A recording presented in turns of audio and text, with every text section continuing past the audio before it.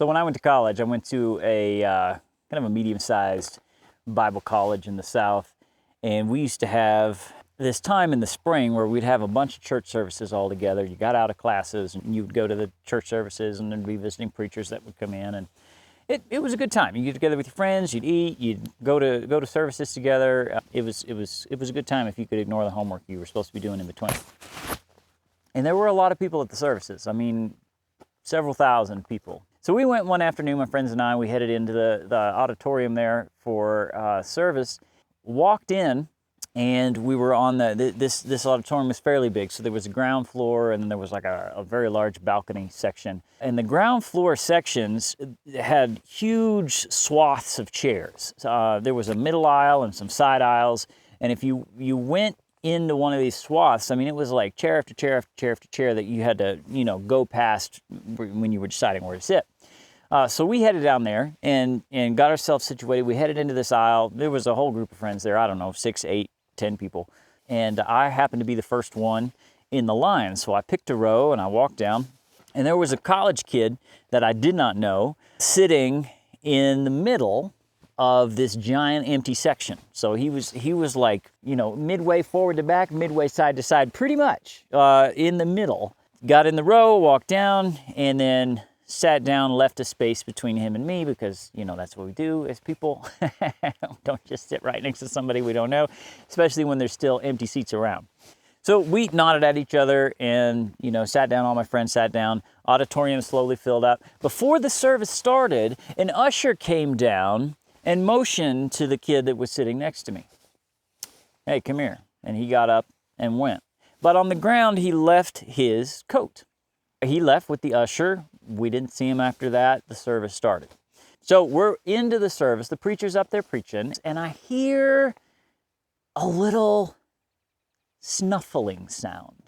Snuffling is the best way to describe it. I didn't know what it was, but this little kind of a scrabbly sound. And I look down and I see that this guy had left his coat and a box on the floor. A little thin cardboard box. Not like a cardboard box, but like a shoe box or thinner than that even. So that the little cardboard box and it's kind of wiggling a little bit.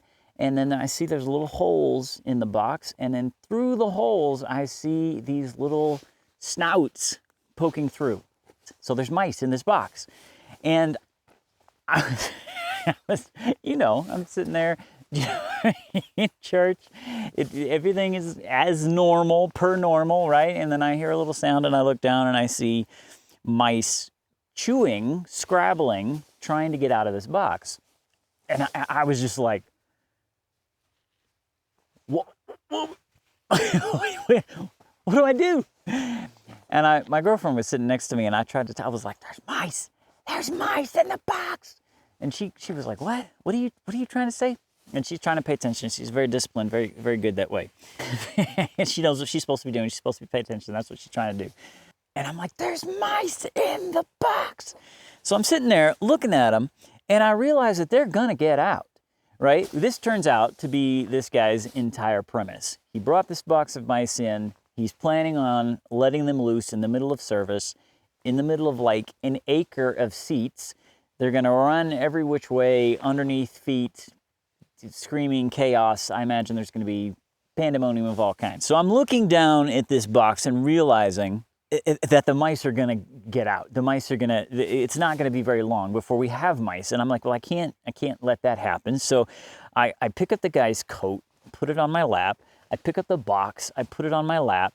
I wrap the box with the coat, and then I hold it with both hands. And I can feel these little mice snouts like poking through and chewing. And I feel really bad. I feel bad. I'm like suffocating these mice, but I don't know what else to do. There's literally going to be pandemonium. I can't stand up. I suppose I could stand up in the middle of the church service and walk all the way out. I could have done that. It would have been, you didn't really do that in that culture, stand up and leave unless you had a good reason, which I did have a good reason, but it didn't occur to me that I could just do that. So I'm standing there. I'm listening. The preacher's right there. I didn't hear a word he said from this point on, but I'm holding the box and watching this guy, and I'm feeling the snouts, and we just lasted out the rest of the service like that.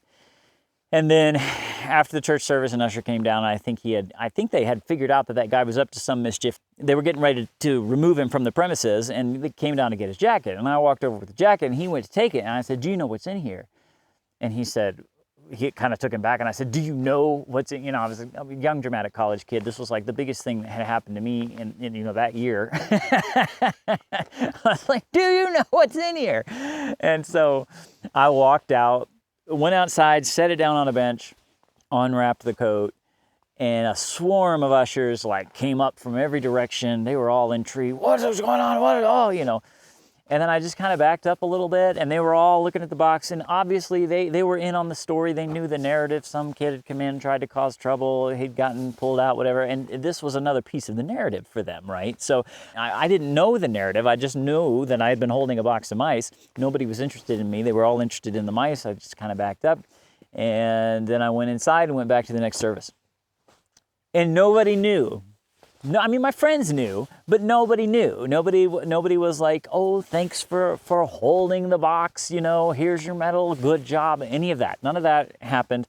A couple days later, the president was reading an announcement about how mischief was about to have been made, and due to a helpful student notifying the authorities, they were able to avert it.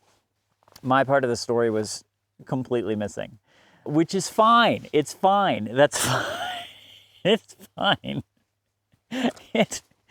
I think when something like this happens, it's just human nature. You feel like you need to close the loop on it a little bit. You're like, this giant thing has happened, and it's just weird, not to have it acknowledged to you when you feel like you played a large role. But it's fine. I didn't need that to happen, and nobody knew. Nobody knew what I had done until years and years and years later. I was on a work trip with the new college president, and I told him the whole story, and he was pretty intrigued. It's something that doesn't happen to you every day, and I realized that if I hadn't have done that, and this is not about me, this is just a story, it's an example, it's a lesson. I'm not saying, "Hey, didn't I do a good job?" But if I hadn't have done that, if I was the only one in that auditorium that knew about that box, that knew the mice were going to get out, and smart enough to look at it and say, "This is going to be over soon. They're going to be out, and whatever havoc is going to happen is going to happen." So I had a job to do. I had a duty, as it were, right? I had to keep those mice from getting out. And I did, thank God. And we didn't have any pandemonium. We didn't have any mass chaos. Excellent.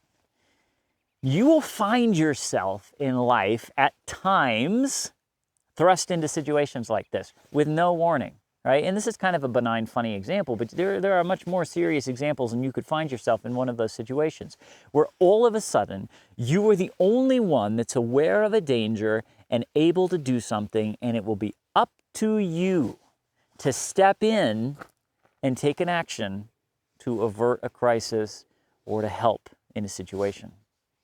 Can you be that person? I think you can. And can you do it without needing an accolade or recognition from people? I struggled with that one. It was a little bit of a challenge. I always felt like I should have had a little bit more recognition than I actually had, right? And you could argue that I felt like that so strongly that I'm now telling the world this story. So that's not the point. Yeah. Can you be that person? Can you be smart enough to see it coming? Can you do your duty instead of walking away and saying, "Well, not my circus, not my monkeys"? There's a time for that. There's a time for not my circus, not my monkeys. But there's also a time to step in and take some action. To be the hero, even if nobody knows you're the hero, right? Yep. That's good. Just do it because it ought to be done. That is my thought for today. Do with it what you will.